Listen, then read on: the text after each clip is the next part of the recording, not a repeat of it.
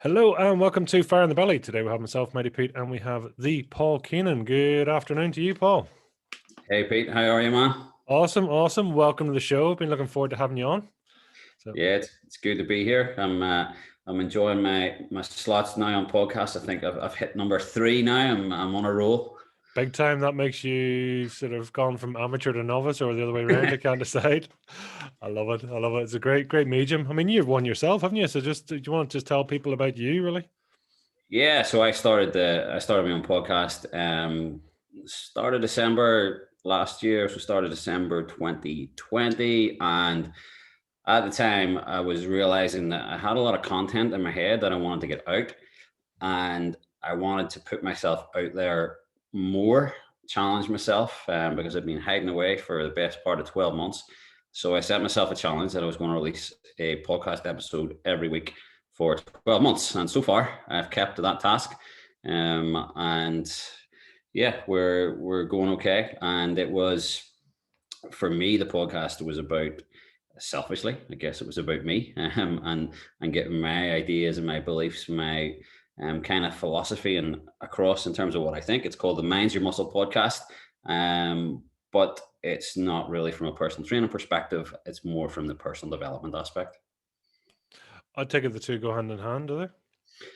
100%. For me, they really one.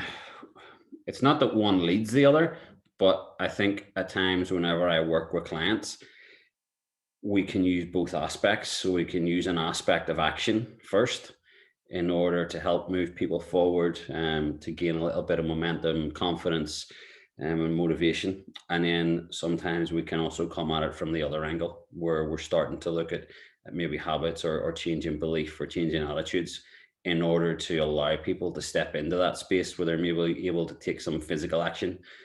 So yeah, there's a, I don't know if dichotomy is the right word there, but there is certain maybe synergy in terms of that as well. I think it works both.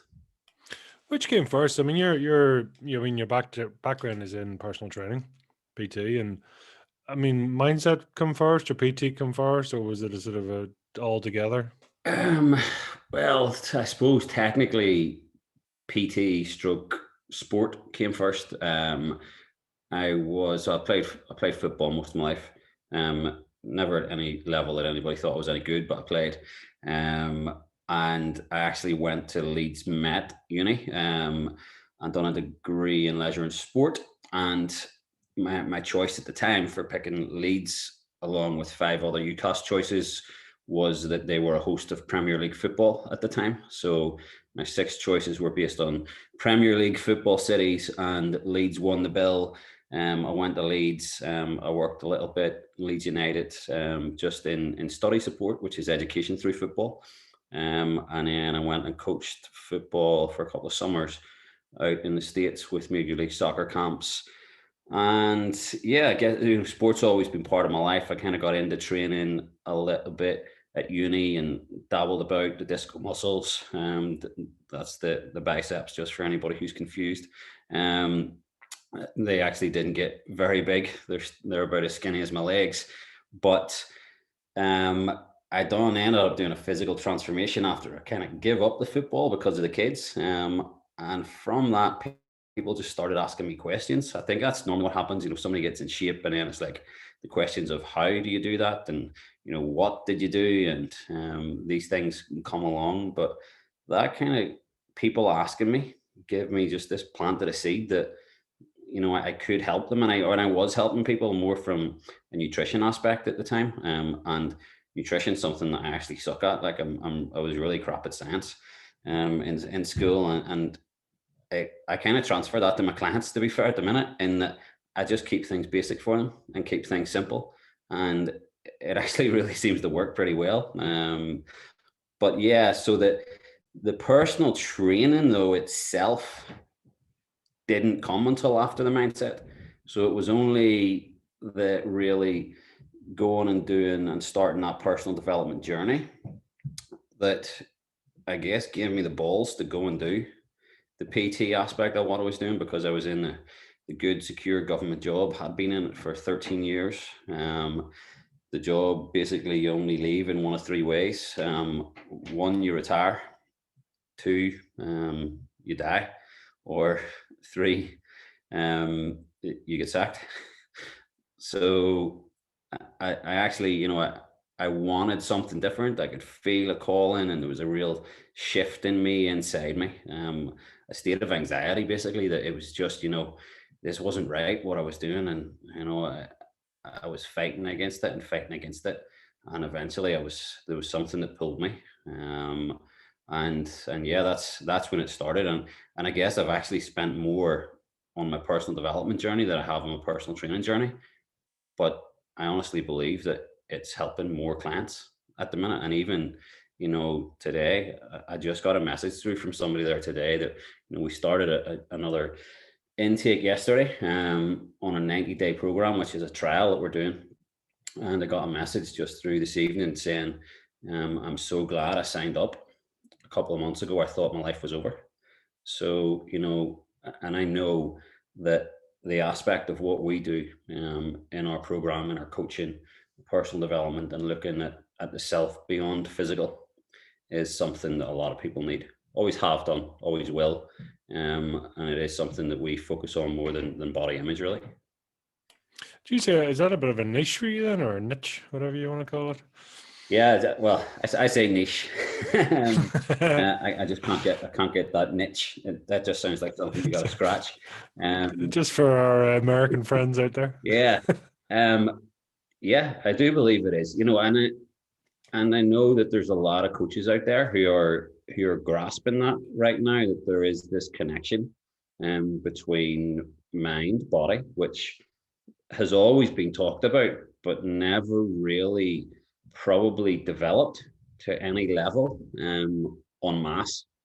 There are people out there and coaches, who do it and are probably known for it. I gotta say that I don't really know anybody does it, and it's maybe a little, I don't know, ignorance on my part, but I don't really follow anybody in the fitness industry anymore. I want to try and cut my own cloth, because for a while, I was not following people to copy, but I was following, and just it wasn't sitting right, and I was just getting confused myself.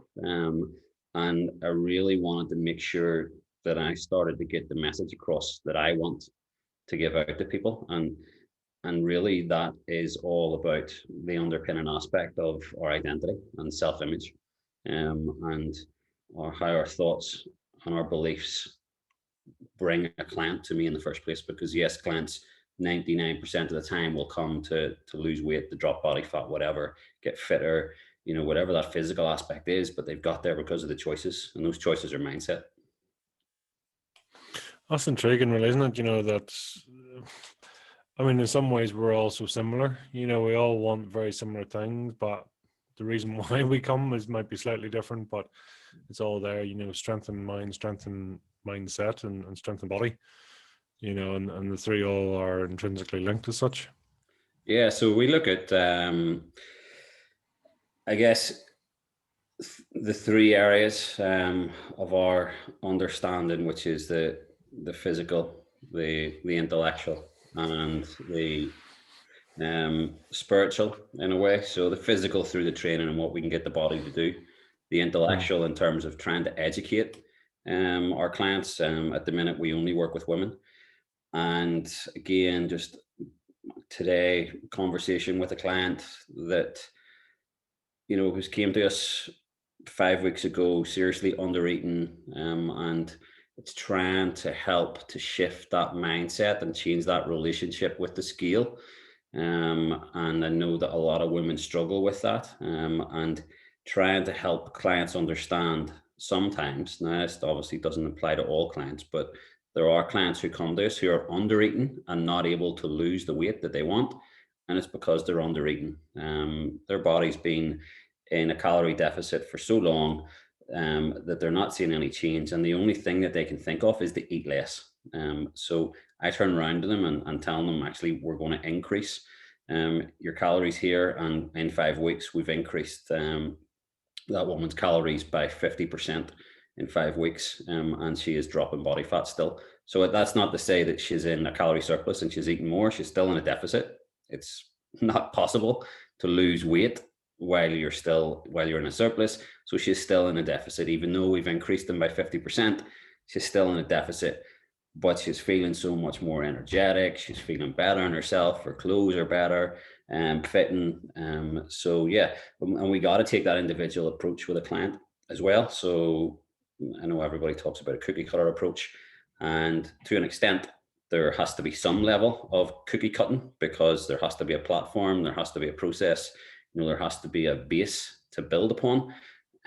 But beyond that, beyond our structure, beyond our plan, we got to look at the client as an individual, and I got to get to understand them, what they need, on various levels. And I'm a little bit nosy, and again, this probably comes from my previous career where I would have been dealing with the public regularly and having to conduct kind of doorstep interviews, if you would like, and ask questions and find out things. So, like, I know my clients' occupations, I know their partners' names, I know their kids' names at times. I want to know the full picture, because in order for us to get results, and I guarantee results, it's what I do is, whenever I set a goal with a client, a 90-day goal, I'll guarantee that result. And I'll do that based on me understanding everything that's going on in their life, and that support systems that they have, from family, from friends, from kids, from partner. It has to be all in. The support has to be all in, and I can't have a client come on board with us and a partner not knowing or not being involved in the decision making process. Because if there's any issues, then, whether it be financial or otherwise, we're going to have stress, we're going to have tension, and that's the opposite of what I'm trying to bring into someone's life. That's really intriguing. So, I mean, instead of, as you say, instead of having, secrecy is probably a bit strong, but an incongruence, let's say, that there's a misalignment in the values or family wants, expectations, beliefs. That actually you're saying, no, guys, it's all out on the table, and this is all done together. That's a really interesting approach. Yeah, and again, like for me, I said it has to be all in, because we know ourselves, you and me, that you're a product of your environment. And if we want to change ourselves, then we got to look at our environment, and it's not always going to be possible for clients to change, obviously, partners, how they feel about things, and that. So thankfully, so far, I haven't been working with anybody whose partner has been against them doing anything. And I don't know how I will deal with it whenever that happens, and it will happen. And I look forward to it happening. And I'm also very clear with clients that this is a discussion that you need to have with your partner, because they need to know what you're doing, they need to know the cost, they need to know what's involved. And if you want, I'm happy to get on a call with them. You go away, you make that decision, you have a chat. I don't do hard sales. Quite the opposite at times. In fact, that there are 2 or 3 occasions where I've asked a client 4 times, "Are you sure you can afford this?" Not that it's astronomically expensive, but that just I understand that perhaps a single parent, kids, and there are obviously things that I want to make sure. Again, it's not about adding stress, and financial stress is one of the biggest, issues in terms of relationships and family cohesion. So I don't want to be a part of that. I want to do the opposite. Like I said, I want to reduce stress, and where I can, help people financially and give advice, and we do that within our group as well. And we have some self-employed people in there, and we had one of both our friends, Lisa Stevenson, helping a couple of the women out with stuff within their business. Again, just because that's going to help overall, and I know if I can help on that side of it, they're actually going to take bigger action, better action, in line with what I want them to do to achieve results, and then that's going to improve our business too. No, I love it. I mean, that's a sort of more holistic approach. It's including all the different environmental factors. Makes sense. Tell me, before we really get into it, I mean, what does fire in the belly mean to you? Um, that's a question that, since you started this thing, that I keep wondering, what does it mean to me specifically? And For me, I guess it's now become about asking myself every day, what can I do? What am I capable of? Mm, And questioning myself more about, what is it that I'm really trying to achieve? What is it that's driving me? What is it that I want to be known for? Not in an egotistical way, but in a legacy. And and I don't want to just build something for myself, because it's like we grow up, which we are. We're in the 40s now. We're over that 40. And I think that everything that I'm doing right now and everything that we do is probably going to be for our kids. So what the house, the business, whatever, what we're building is really for them.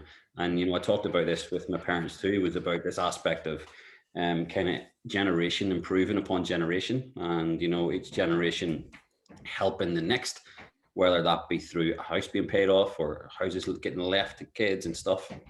And for me, that's how I look at it. In that, well, I want to try and make the biggest impact that I can, not just for my kids, but for other people's kids too, and to improve lives. And that goes way beyond the scope of a personal trainer. And I get that.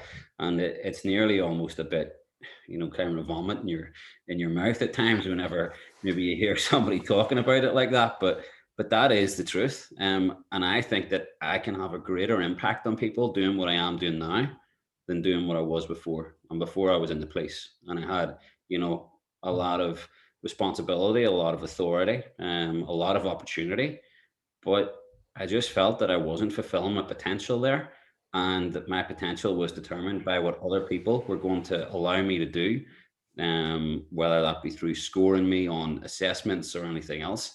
And I guess at the end of the day, the fire in the belly for me was, I want to prove myself to myself. well, and have you? No,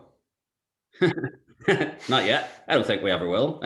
I was actually chatting the other day to somebody and was talking about failure and success, and for me, failure now, it doesn't exist. Doesn't exist anymore. It did. It did a couple of years ago. I felt that I failed, but now it doesn't exist. For me now, it's learning. It's every mistake is that learning curve. But equally, failure doesn't exist, and neither does success, because whenever we achieve that thing, we'll still go to the next one. You're the same. You get something, then you'll set the next goal. All right. So again, success doesn't exist then either. So, you know, I think that's part of the fun, is that if we can realize that we're never going to reach that, but we just enjoy the journey. And it's like, for me, it's problem solving. That every day, that's what I'm doing with clients. Every day, that's what I'm doing with people. That's what I've done every day in the place, was solve problems. We're looking to solve, how can we work this out? How can we sort this out? And it's no different. And it's one of the big skills that I took across with me, in that I could communicate people, communicate with people fairly well, even though I actually genuinely am a quiet guy, until you get me talking about something that I'm passionate about and interested in. And people always say that it's like, you don't talk until it's like something you're interested in. I'm like, well, yeah, that's kind of the point. Um, More efficient. yeah. So that is something that I brought with me, and try not try not to be an idiot and annoy people. And I've probably done my fair share of annoying people. Um, as a PT and as a coach, and things I've done over the last couple of years in business. Not done it to annoy people intentionally, but done it. Some acting from ego, some acting from insecurity, some acting from just, I guess, pushing the boundaries too far, setting the goals too big, looking to go too quick. And but like I said, at the time I looked at it like a failure, like a breakdown, and everything else. But ultimately, what it's done is it's now put me on a greater trajectory than I've ever been on before, with my business, with my personal life, with my day to day activities and time, and even my mood, my mindset. I'm a lot more relaxed now, than I probably was a couple of years ago. Even though I see it now that I have more responsibility, I've more clients, responsible for, and business is growing and business is great, and I'm able to work from home, and take my son to school, and it's nice to see a bit of sunshine out there that we can get out and start to kick a football about, and remind myself that I'm definitely not as good as I once thought that I was, that I never was. And yeah, so that I'm kind of, I am loving life right now again, and there was a point not so long ago that wasn't the case. I love that. I mean, in general, would you describe yourself as, are you driven by pain or pleasure? What's your typical, or do you have a typical sort of mode of operation?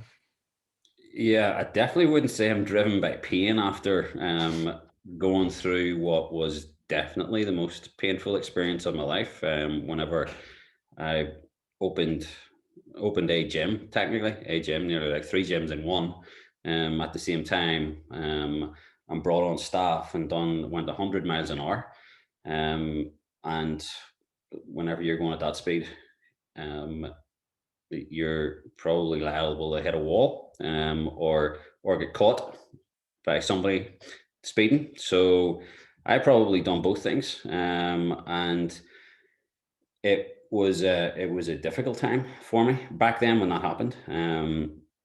Making decisions that were probably out of character, making decisions that probably being driven by money. I think back then, and it's not that I'm not driven by money now.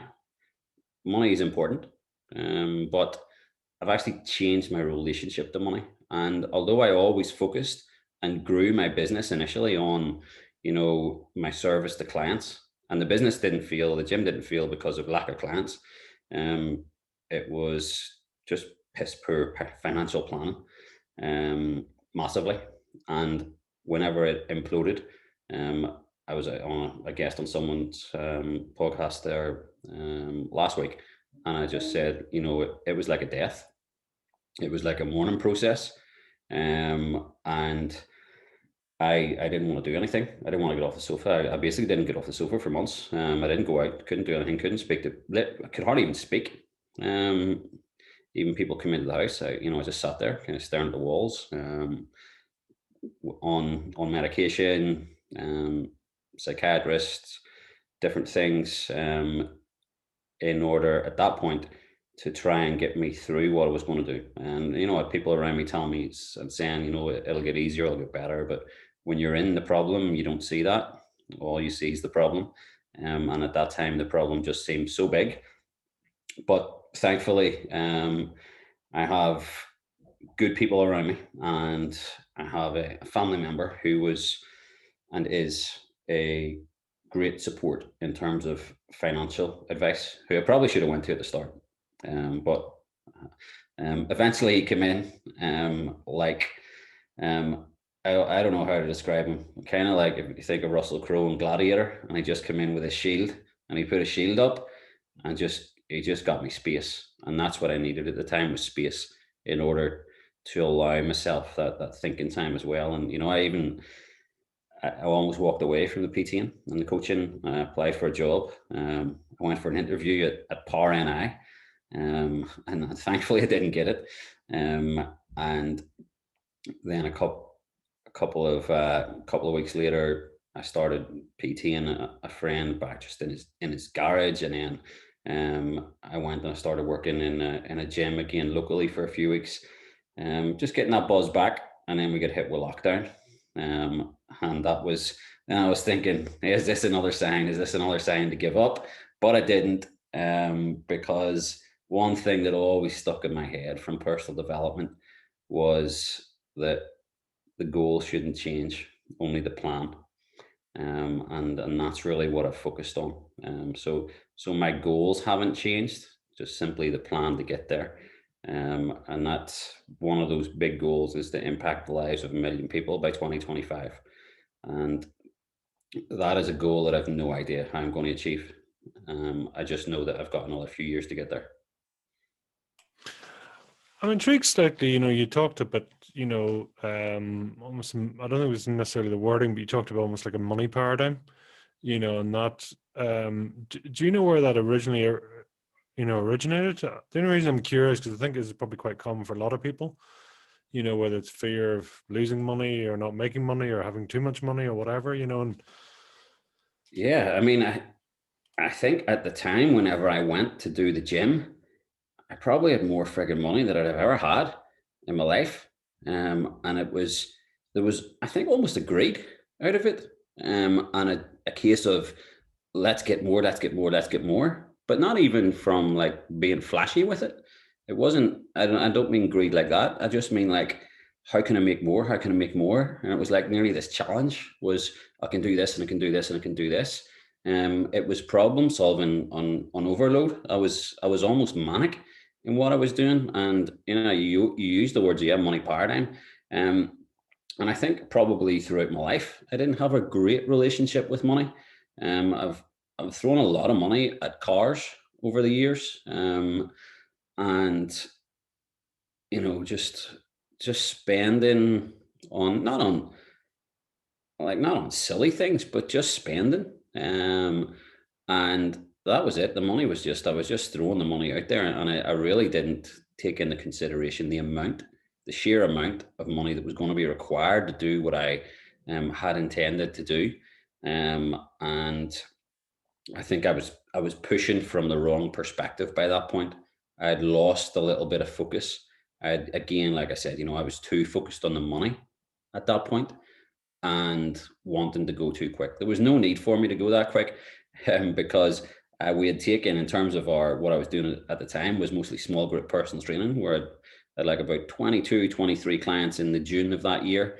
And whenever we opened the facility and by the time it closed, which I must hold the record for the quickest closure in history. I think it was 3 months. But we'd taken it from 22 up until 83, I think, within that couple of months period. So again, attracting clients and that service and getting results was never the issue with me. It was more just about pushing too quick.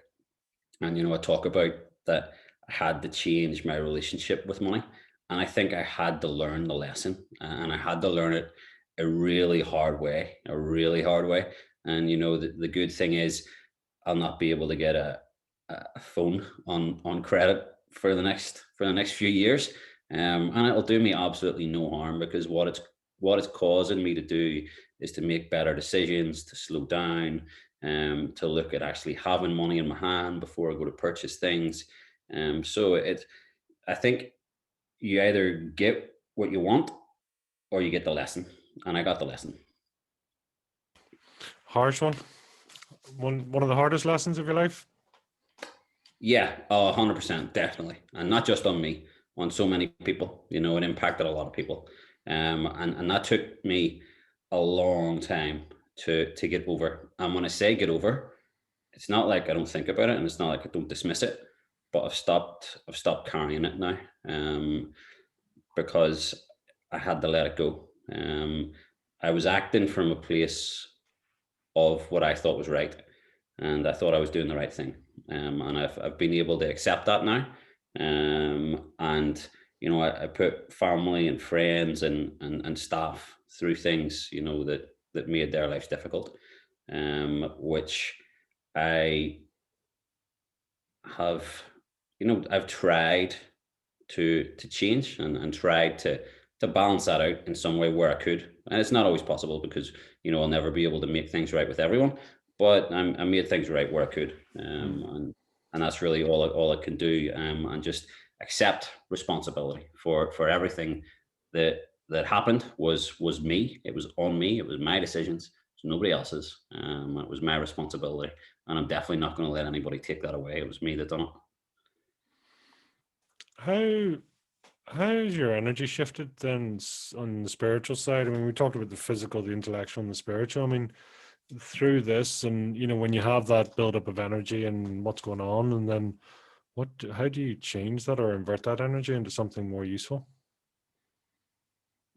Yeah,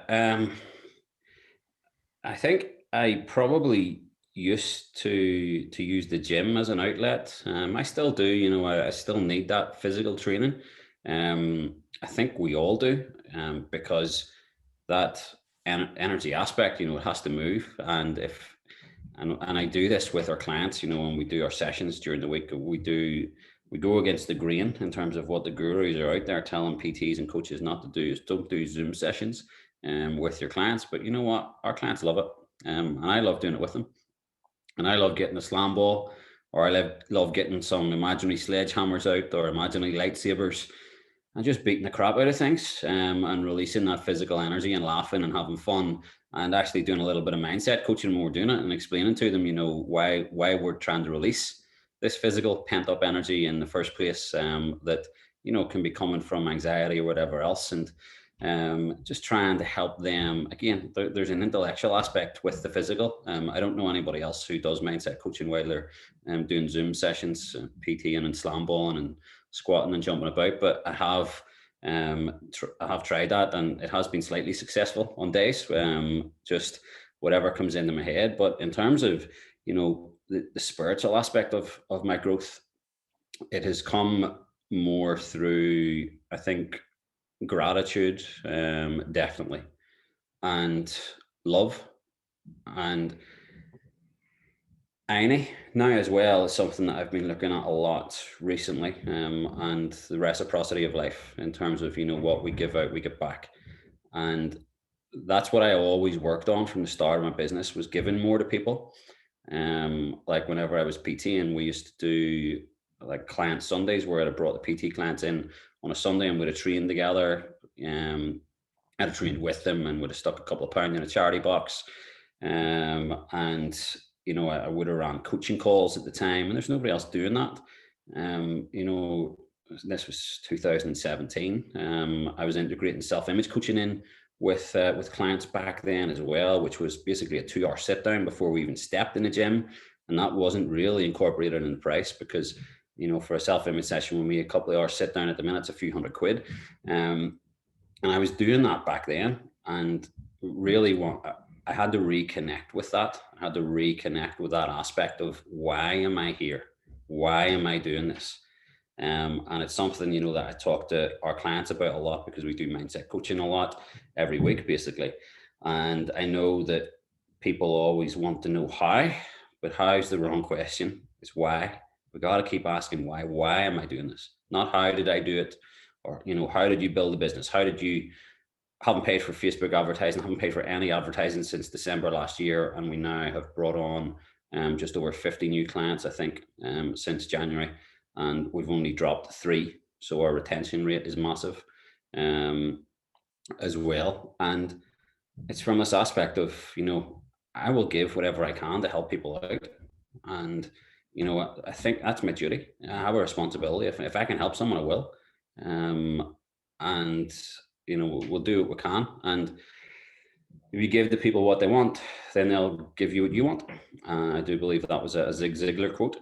And again, it's something that I've been looking at, and it ties back into irony and the reciprocity of life, and just basically giving from that place of love. And one thing that has helped me is Reiki, and I work alongside a Reiki master who works alongside me in the business in Volume Fitness, and so that's Linda. Linda Douglas Therapies, and Linda came in March, and she works with her clients mostly on a Thursday evening, which is our kind of relaxation evening, where she does a mindfulness meditation visualization on a Thursday evening. But she'll also work with our one-to-one clients for a few weeks as they move towards their end of their first 12-week block with us, around emotional support, emotional healing, different things like that. So for me, clearing that aspect of energy, and being able to understand as well, like why I was doing things. And in terms of my journey, I was working with Linda before basically the crap hit the fan with the gym and everything else. And she's seen all that coming. She told me about it, but not in the way in terms of like, this is going to happen. It was, she's seen something, and it physically drained her in front of me. And I seen that. And she said that she had to step away at the time. And, I get that and I understood it. But there was an aspect of her support that I feel now is just kind of running through our business and what we do, a softer approach to it. Um, you know, I do bring the physical, the training, and everything else, but that has to be balanced out because the body can only push so far, and we also need to not just understand and use the mind, but we need to relax the mind. We need to still the mind, and whenever um, we're looking and looking in the background there on your mantelpiece, and I see the book that you have released, about being heard. And I think sometimes we've got to listen to ourselves as much as listening to other people. And that's something that I am definitely learning more to do. I'm not saying that I'm meditating or anything like that, but I'm just kind of listening, and asking myself, why am I feeling like this, or why am I thinking like that, or why am I making that decision, or why am I doing this, or why am I giving my time there, or why am I not doing something here? And I'm starting to listen to myself more for those answers. Just the way you speak, I mean, I'm getting a lot more. It's like reflection and respect and balance. It's a very it's quite a calm approach is coming across. Is that a fair statement? Yeah, and I haven't even had any diazepam, Pete. Um, but yeah, it is, and I think that's what I've always tried to do, and that was my approach in my job before. Was I don't need to be going in there being the big lad. I don't need to be going in there shoving people around, shouting at people. I think if we do that, then we've already lost control. And it kind of goes back to something I remember from football, and it was the great Paolo Maldini, the Italian defender, probably one of the greatest defenders of all time. And what he talked about, something he said was like something like, if I had to make a tackle, I knew that I'd already made the wrong decision. So basically, that if he had to put his foot in, that he'd already made a mistake before that.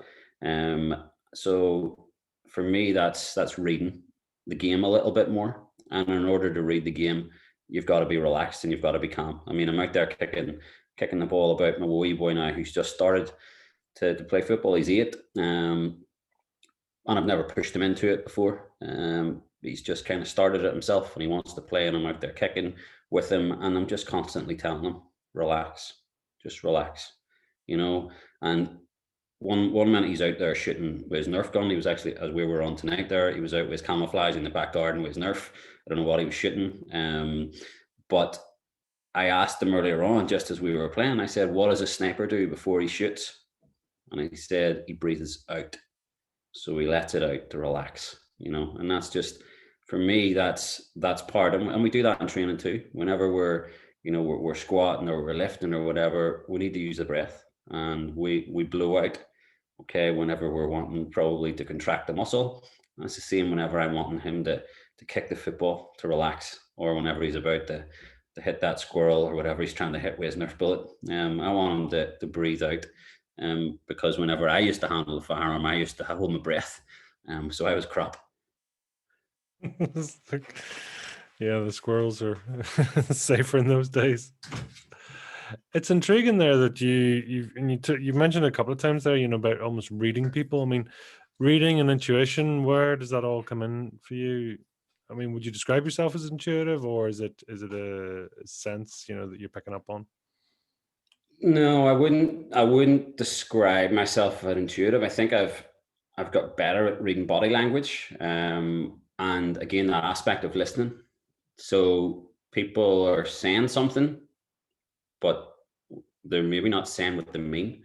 So we got to try and understand that a little bit more. And obviously, in the past, I'd have done interviews, and you'd have had body language and stuff that was obvious that somebody was trying to spoof you, or coming up with answers. But whenever I'm talking with clients, um, I gotta ask deep questions, because I know there are times, especially at the start, where we're still trying to build that relationship up of trust. So I gotta try and show them that I'm understanding what they're saying, and that takes a little bit of time. And again, it takes that why. It takes asking. Why does that matter to you, or why did that happen, or why did you feel like that, or when did that start? Again, a client this week has been really unwell and lost their voice for the last 5 or 6 days. So my one of my first questions was, what were your stress levels like about 3 to 4 weeks ago? And she said, well, yeah, I was in my old job and I just started a new one and I was really stressed in the old job. I really wanted out. But then it just felt like I really relaxed whenever I started a new job. And for me, and this, I don't know, obviously I have any medical evidence to back this up, but for me, that was the release. For me, that was the anxiety that was built up and the stress that was built up in that last job. She stepped into the new role, has released, but the body has to release that physically somewhere, somehow. And it's actually manifested in a sore throat. So it was, to me, it was like, she wasn't able to communicate as much about how she was feeling perhaps before, and now where this is manifested. And I get that a little bit now. We're working with Linda. Linda's very intuitive in terms of how she can read you and read energy. She is definitely intuitive, and will know things about you before you meet her. That was my experience that I got. She was able to tell me stuff about me that I hadn't told anyone else that I was going to be doing. So I don't want to get too woo woo on this. But yeah, I would definitely say I'm more into reading body language and listening than that aspect of intuition.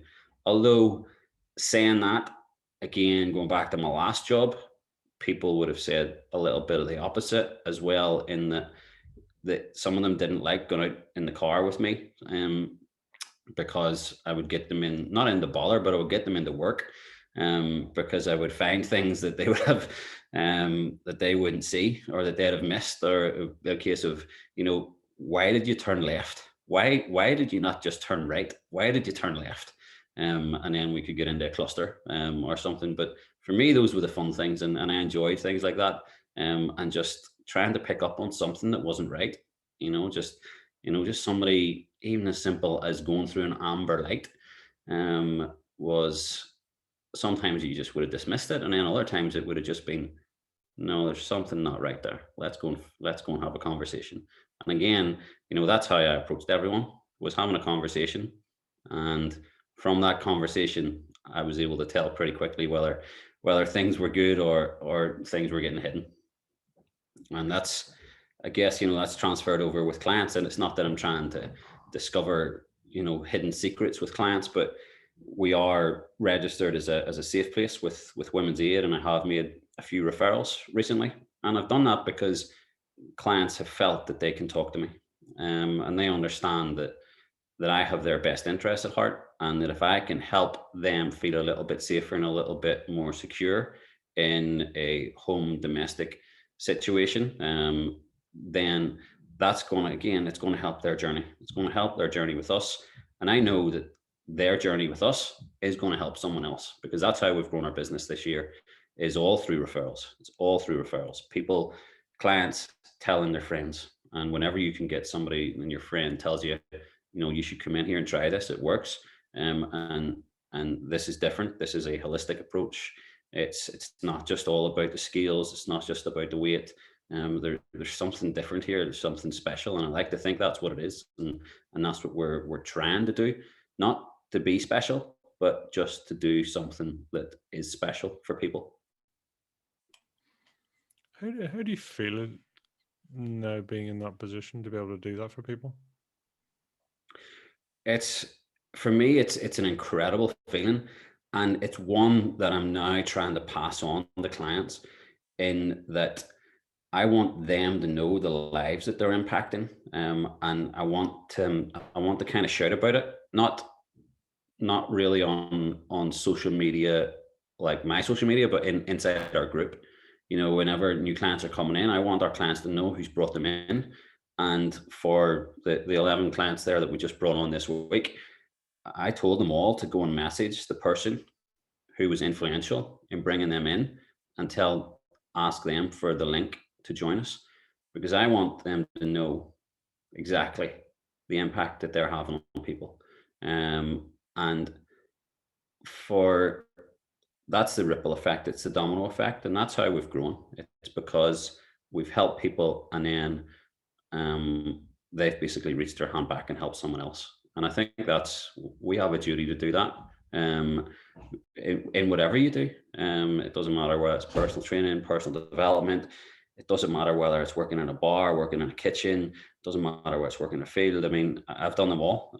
I started out, I think my first job was picking mushrooms, and I got paid buttons for it. And then I went to and worked in a bar and restaurant and different things. So I've had a varied background myself in terms of employment, and I think at every stage that I've been in, I've just tried to focus from this aspect of maybe trying to over deliver. That's curious. Yeah, I mean, that's sort of over delivery. Tell me this: what was Mini Paul like? Just as skinny as he is now. He was a kid who was big into football, and big into mates, big into his friends at the time. That's definitely changed. When I was younger, we had a lot of boys knocking about, and we were able to go about and run the streets, and climb over garage roofs and kick footballs against garages. And I mean, I don't know if you're allowed to do that anymore. There's probably a law against that. And I was quiet and probably a little bit antisocial, beyond my kind of main group of friends. I don't know at what point I started to come out of my shell. Probably whenever I actually left school, I think. So that wasn't until like lower sixth.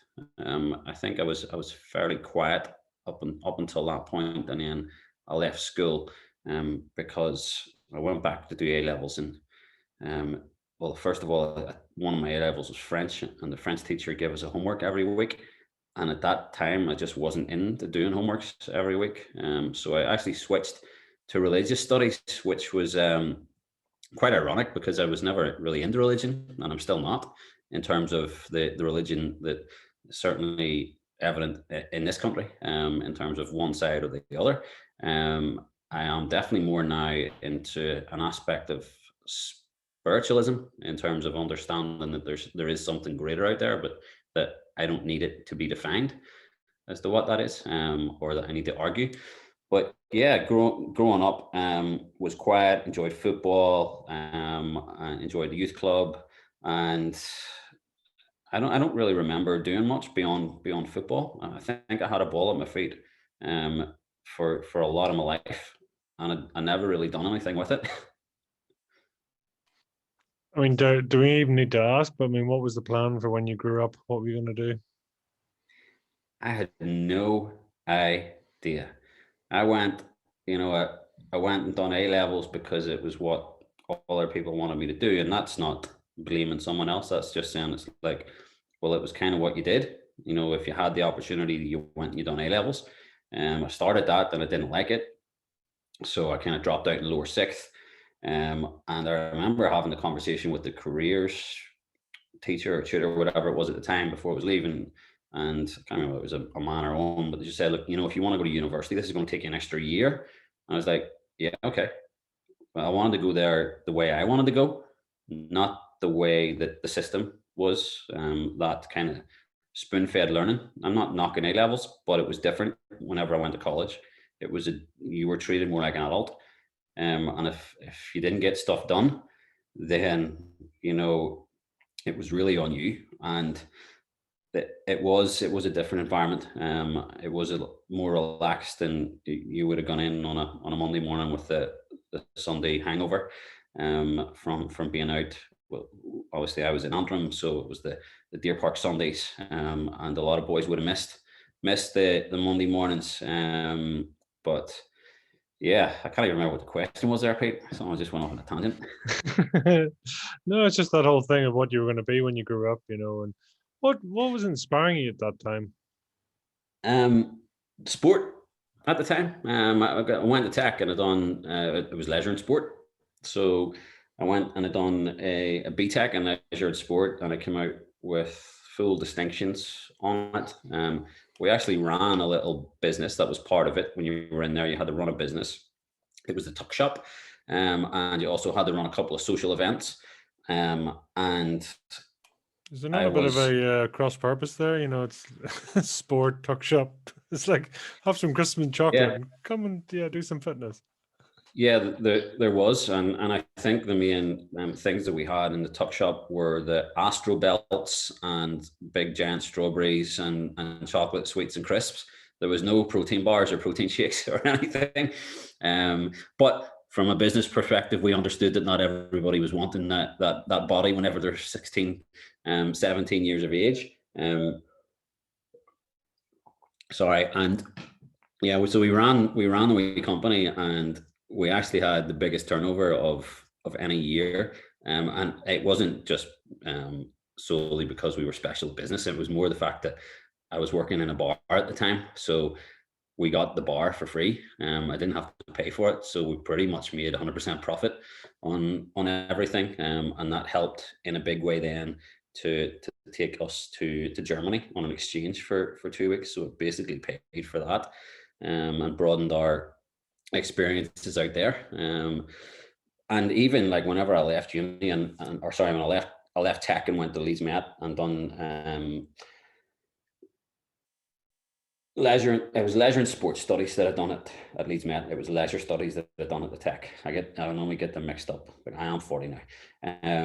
But yeah, and even then, even when I was doing the degree, I still didn't know what I wanted to do. You know, PT wasn't in my head, coaching wasn't in my head, teaching wasn't in my head. I didn't know what I wanted to do. We were a victim of crime several times in Leeds.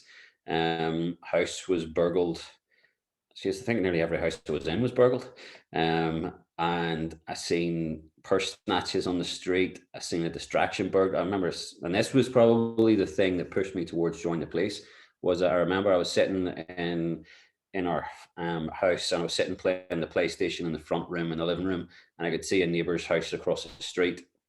Didn't know the neighbours. We were students. We didn't interact. But I remember sitting. I was playing FIFA on the PlayStation, and I seen a little white van pull up the side of someone's house, and a ladder on top, and a guy got out and went to the front door, and somebody went out, and he was looking around the side and stuff. And I just thought, geez, that looks a bit sus. But I was in the middle of a game, and I didn't really know what to do anyway, because distraction burglaries weren't a thing. You know, they weren't in the media as much as they would have been at that time. I mean, this was in 2003. Yeah, 2003. And half an hour later, there was a police car pulled up then outside the house, and I just thought, "Oh, you idiot! Why did you not?" That was like instinct that I didn't listen to. That was intuition, really. But it was reading the game. I guess still at the time, there was stuff adding up that wasn't adding up, that didn't feel right in my stomach, but I didn't act on it, and that annoyed me. And so there was a few things like that, and that's how I ended up. After I went and coached football in the States, to come home, applied for the job, and then I went and done that job for 13 years. But it served a purpose, and some good experiences, some bad experiences, and some life lessons. But yeah, did I want to know what I was going to be when I grow up? Absolutely no idea. I still don't. I'm just winging this here at life. Apparently, we're grown up now, so we'll have to start losing that tag of when we grow up. I'm curious, like how many times I suppose it's come across that you future paced. So, there it's actually you're looking at you're analyzing situations going on around you. You talk there, and you're saying the quote with the defender there. It's like almost if you have to take action, it's too late. And the same with almost when you're PTing, you're almost going, what's the background? What are the scenarios playing here? So you've got the physical action going on in front of you, but you're forward pacing this in several steps, really. I mean, that's is that a fair statement? Is that a fair summary? Yeah, I think you have to. I think in any role as a coach, you've got to try and see and be aware of what's coming. Obviously, you're not always going to get it right. And yeah, you're playing out scenarios in your head. Sometimes you're playing out worst case scenarios. And whenever I'm in there, especially working one-to-one with a client, you know, I'm looking at problems, and I'm looking at potential problems in the future, whether that be from somebody's gait, the way that they walk, the way they carry themselves. Um, you know, simple things like, is a shoulder lower than the other? You know, is there a hip issue? How's that going to impact if we're squatting, or if they're complaining of, you know, a pain somewhere? Well, where's that coming from? And I want answers to that, because I know that if I can sort that out sooner rather than later, then that's going to be helpful to them. And they're going to appreciate that, one, I'm actually identifying that, and not just, you know, putting them through something for the sake of it. And it's something that is slightly harder now that, you know, working as an online coach, that we really got to ask more questions about that, and then have, I suppose, in a way, a little network of almost referrals about where we send people to, and kind of diagnosing things. And in terms of, well, I say diagnosing, in terms of me kind of identifying what something could be, and where they need to go for support and help. And that is definitely something that I'm not afraid to do. You know, I'll never say, oh, it's definitely this. I'll say, it sounds like it could be, and I think you need to go to, so that we can get an answer here. And I won't step out of my realm of qualification, which is simply a level 3 personal trainer. I mean, I'm qualified to work with pre, postnatal women, but qualified and able, and understanding and knowing are all completely different things. So, you know, I don't want to step outside of my box there, and I will seek support where I can from others. I think, you know, whenever it comes to personal development and mindset, and habits, and working with general populations, and getting kind of, not to be dismissive of the results that I get, but, you know, getting simple results of weight loss and body confidence, which is what our clients are coming to for us anyway.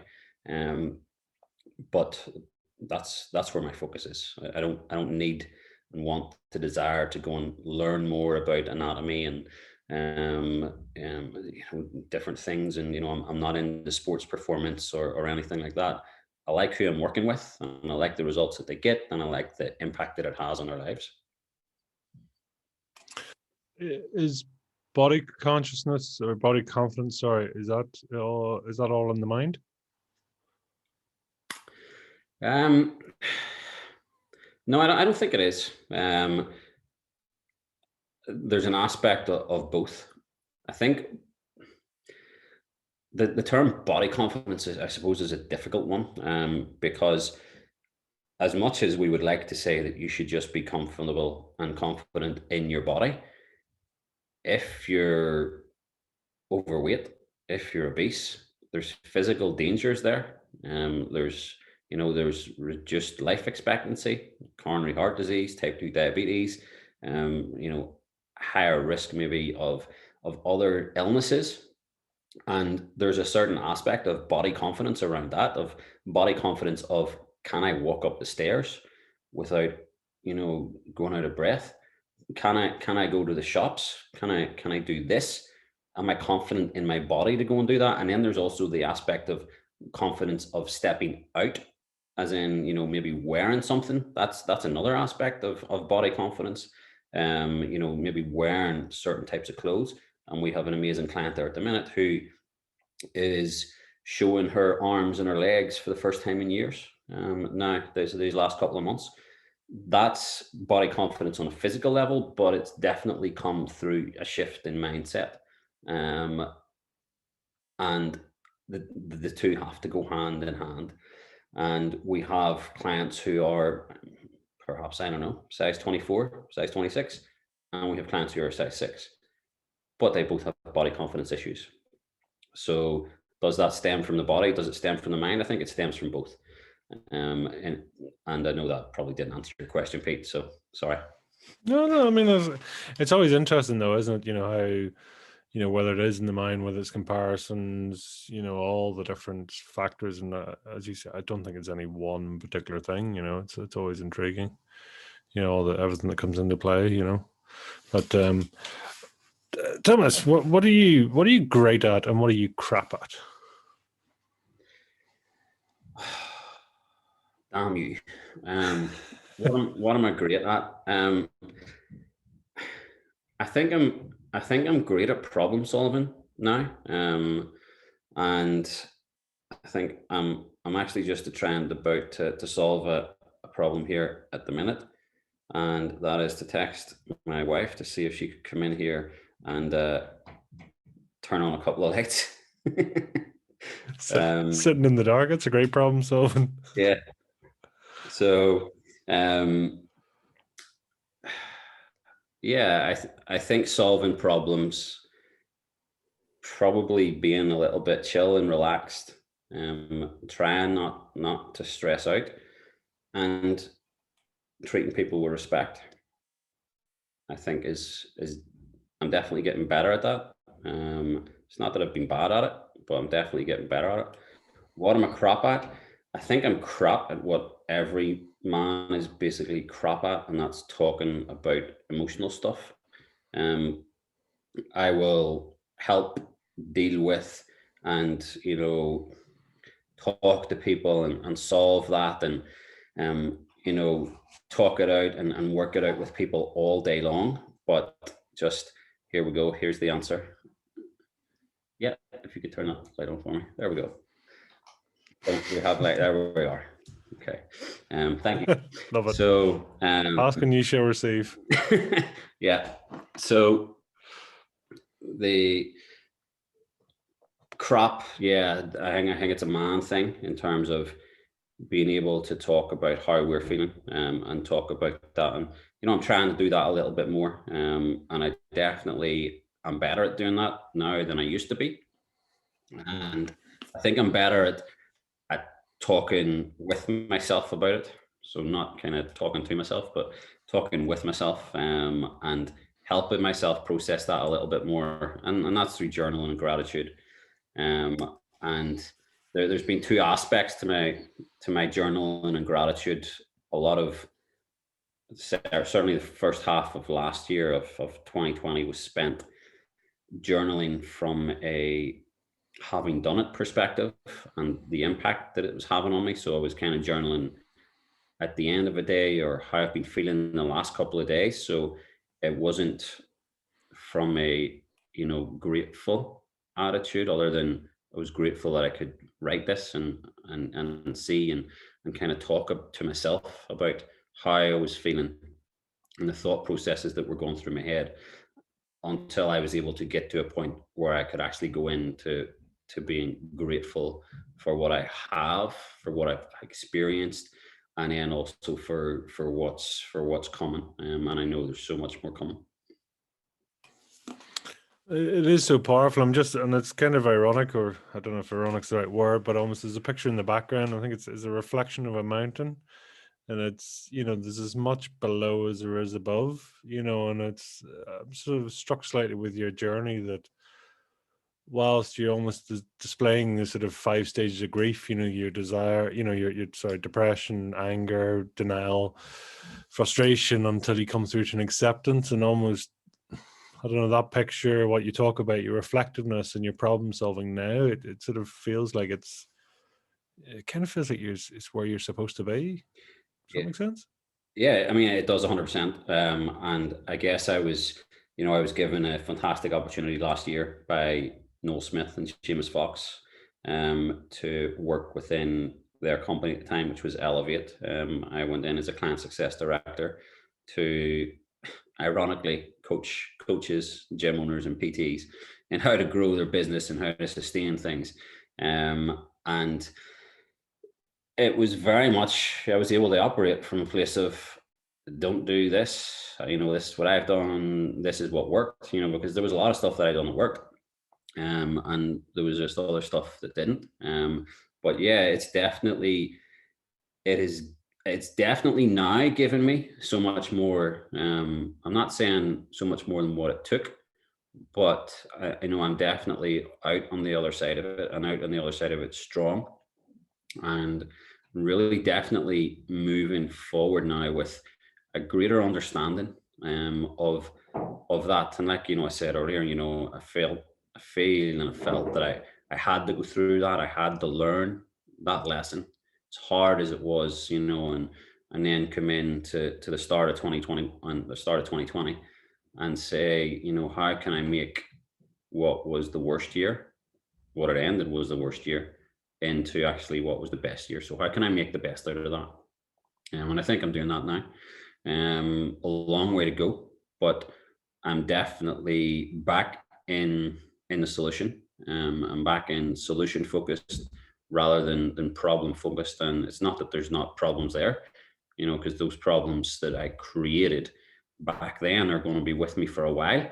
But I'm able to actually move through them now, and I can see a way through them. I can see a way out. I can see a way past them, and that has literally just taken time.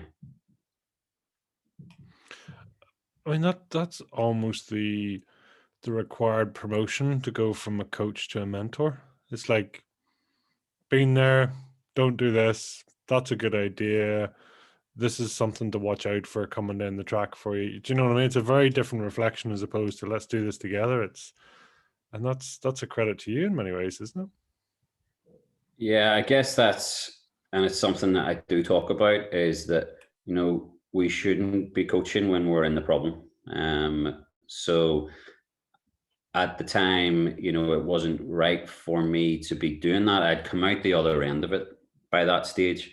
I started with the guys in Elevate like about 6 months really into that role after the whole gym thing. So I'd started to come back out of my shell. I'd started to talk to people. I'd started to coach people. I'd had conversations with them about what happened and everything else. So I was coming out the other end of it, and it was, for me, it lined up at the right time. And it was a great opportunity that they gave me, the trust that they placed in me, to literally just say, okay, here's these clients coming in, these gym owners, PTs and coaches, and we want you basically to mentor them, through the week with, weekly one-to-one call support. And those guys, Seamus, would have done the sales and the mindset, and Noah would have done the marketing and calls and that as required. So yeah, having gone through the problems, allowed me a greater scope to be able to help and guide people in a way. And it was ironic, or well, again, it was almost a case of, are you for real here? Because I think I was only started with them 3 weeks, and then lockdown, all the gyms shut, and their offer, which was their offer and it never changed, was based on, for gym owners and face-to-face PTs and face-to-face businesses. And with that shutting, then that kind of took the carpet from under our feet. And at that point, I was kind of charged with getting people to pivot really quickly, in order to help try and stabilize some form of income until governments and whatever else sorted things out. And we had people in there whose sole income was based on a gym being open, or uh, somebody in entertainment, who could no longer do that. That was their entire income, and that industry, both industries were just shut, so there was zero income, and it was okay.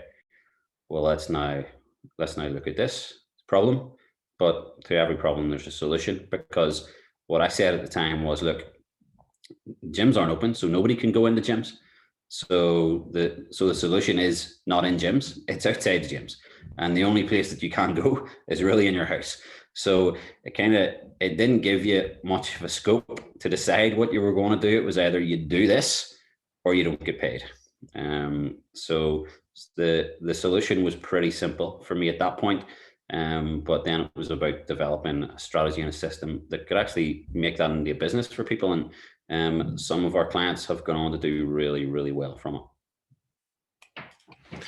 I mean, the common word of the last, I suppose, 12 months, whatever, has been pivot, right? And that seems to be something there that's, almost sits right up your alley, solutions, change, observations, flex and turn and reinvent, really. It seems to be right up your street. Yeah, and that's, now where where I'm back at in terms of volume fitness in the business, in that we've just launched a 90-day program there that we are again trying a slightly different approach, in that we've brought in now a success coach to work with the 11 new clients, and just in terms of being that human touch point that people need. So they're not working with me because we're at capacity for one-to-one online at the minute. But there were still people out there that we knew needed support, that were asking for it. And like I said, earlier on, I got that message tonight that somebody had thought, that life was finished. And they're so glad that they joined, and that they joined because of someone else in our community who had recommended it to them. And that type of client joining, I know that type of client needs a little bit more support than just getting an app in their hand. They're told to, go and exercise. That's not going to fly with them. That there's deeper issues there that we will go on to address at some point. But for the first few weeks, all we're going to focus on is food and exercise, and that's what we do. We're using that aspect of what we discussed earlier, was the physical, before we really move into spiritual and intellectual. Sometimes clients do need a very early intervention in terms of support, and they will go to work with Linda straight away. Others, we can work on the physical and the food first. What are you most proud of? Not even most proud of, but what are you proud of in your life? I guess I don't want to say that I have to say my kids, but I think my kids, the three kids that are growing up to be happy, respectful, and have friends and have fun. And for me, that's an aspect of being the parent, of being the role model, and also for the fact that I seen that the role and the job that I was in was not going to be as helpful as others may think, for being there for parent, being there for kids. And that again came from a conversation that I had a few years before I left, was from somebody, who said, he wished that he had been there more to see his kids grow up.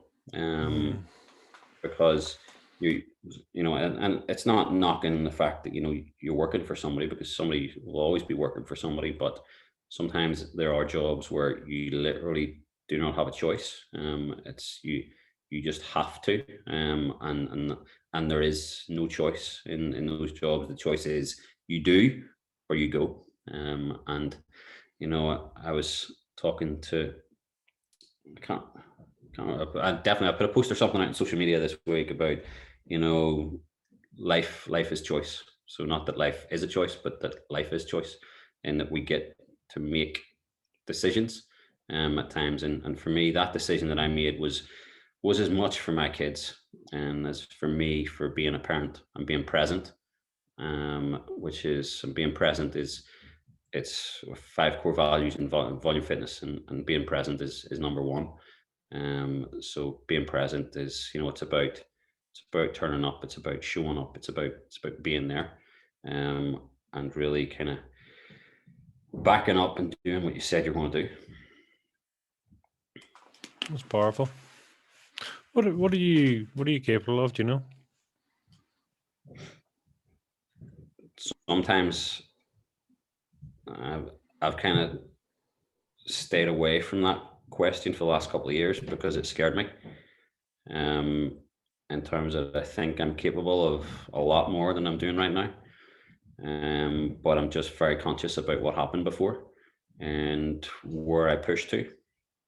So what am I capable of? I'm definitely capable of more. I'm capable of what I'm doing now, 10x.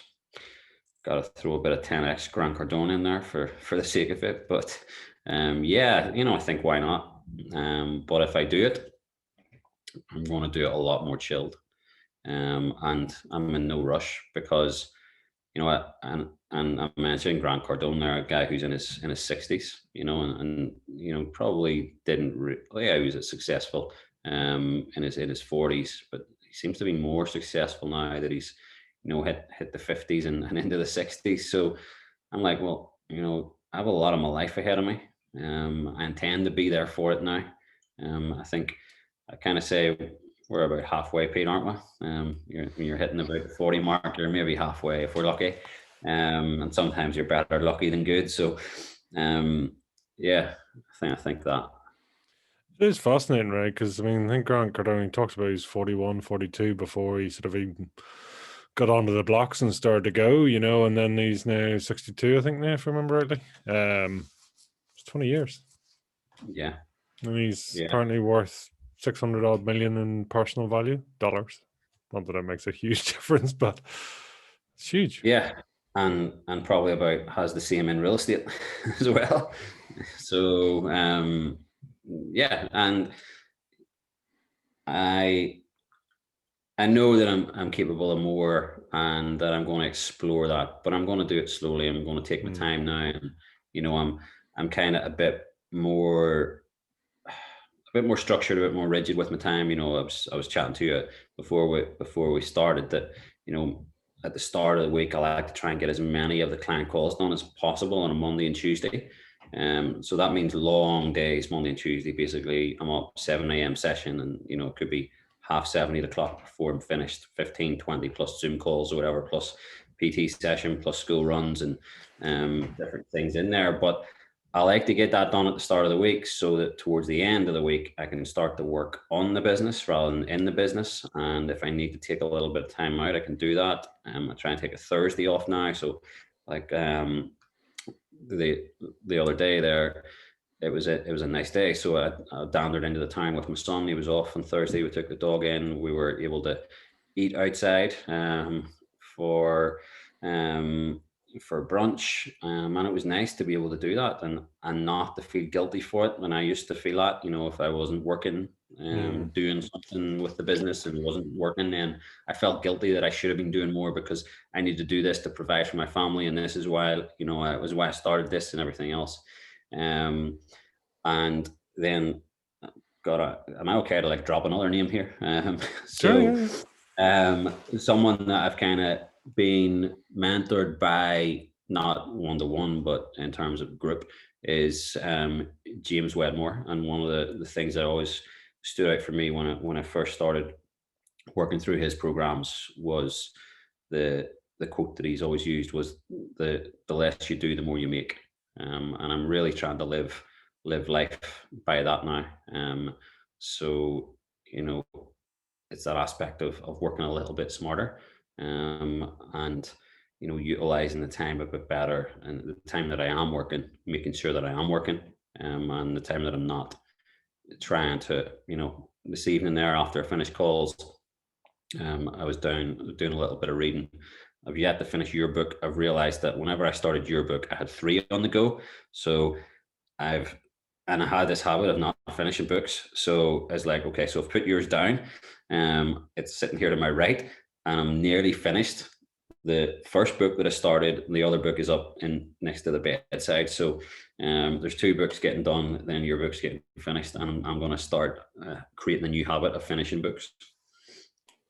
I love it. I mean that reflectiveness, and it's like what's the I don't know, it's the SAS or the SEALs training, slow is smooth and smooth is fast, and I can really see that in your language. It's that kind of going, okay, the mind's racing, but let's just take it down a bit. We're still going to go far, but just need to change the gear here, and that seemed to be something you're quite conscious of, or you're quite aware. And I suppose maybe that's what the experience has taught you. Maybe is that a fair? Yeah, and I think that's something that I'm reminding myself every week because my brain is taking over, especially whenever you go through periods of probably exponential growth. Then you're looking at the next thing, the next thing, the next thing. But I'm now reminding myself that the next thing is to enjoy the thing we've done, and to relax and to celebrate that and to take the time over that. And it's not that we can't think about the next thing, but we don't need to act on it. Well, as you say, once you get the exponential growth, then you're almost you go into problem, or you change the energy, and you like, well, we did it once, let's do it again, let's double it, triple it, 10x it. The energy changes, and then suddenly it's you change polarity, and things start changing and shifting, maybe not necessarily for the better. Yeah. It's intriguing. It's intriguing. Tell me this: what's a bit of a guilty pleasure for you?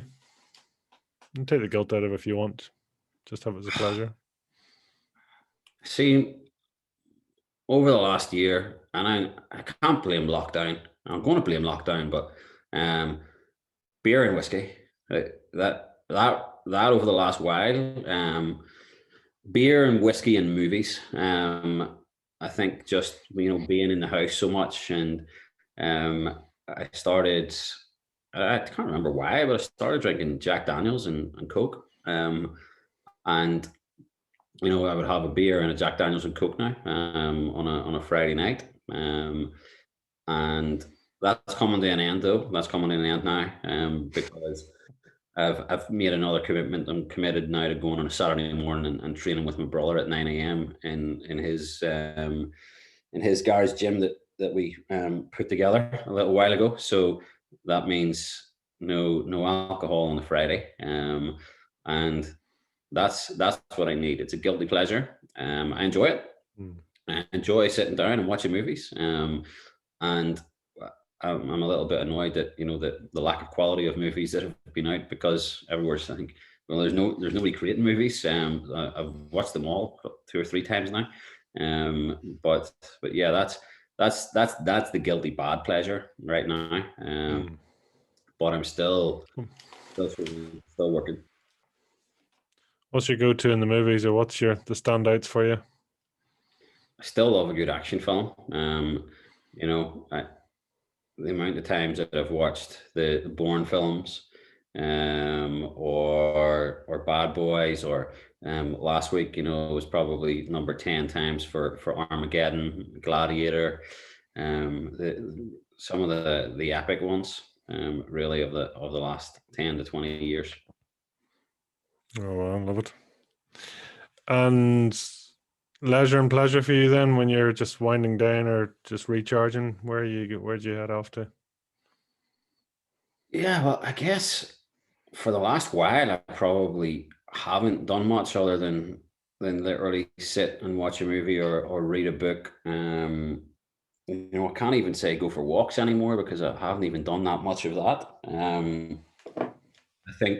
I think as things start to open up, I will want to go out a little bit more and do different things and get out bits and pieces, here and there, and start to enjoy being out in the fresh air again, and breathing in the fresh air, and yeah, just getting out, again. I'm looking forward to it. I am looking forward to a night out a little bit. I haven't had one yet. I haven't ventured out.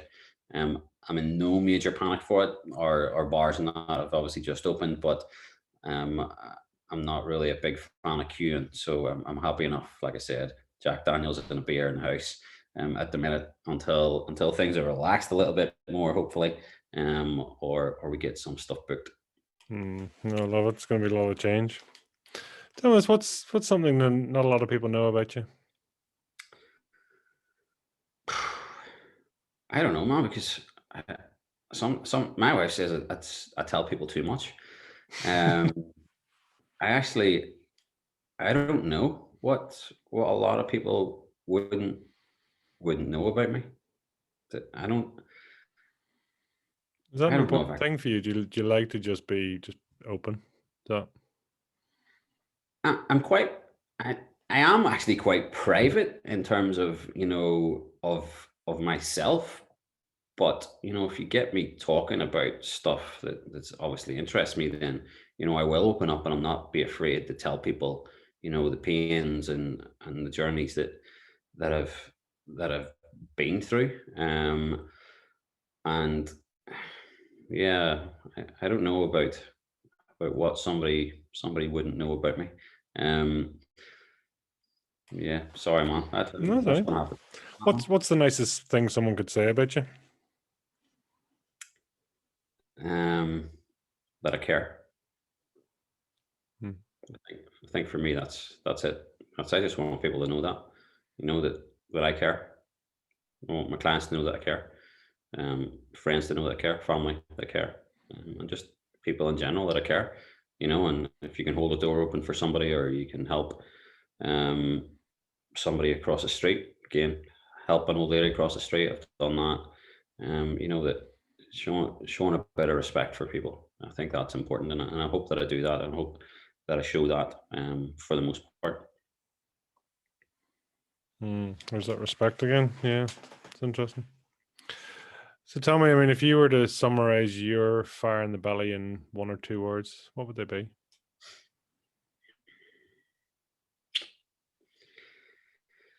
Fire in the belly in one or two words. I don't even know if I can do that either. You pitch me the difficult questions at the end. I must be getting tired. Fire in the belly in one or two words for me is it's basically being true to yourself. And that for me is you say you're going to do something, do it. That's it. Say you're going to do it, do it. It is all the beauty and all the ugly all in one, doesn't it? But it's real. Yeah, and I think you have to, because if you start going down that path of saying things and not doing them, then you're not in integrity with yourself. And whenever you're not in integrity with yourself, then you're just telling yourself that you don't value yourself, that your worth is low. And if I don't value myself, why would anyone else value me? If I don't value myself, why would anyone invest in me to help them? No, so true. True. Tell us, where can people find you, hunt you down, track you, stalk you, any of the above? Probably the simplest place is Facebook Volume Fitness. To the best of my knowledge, there is only one. I do believe that there is only one Volume Fitness.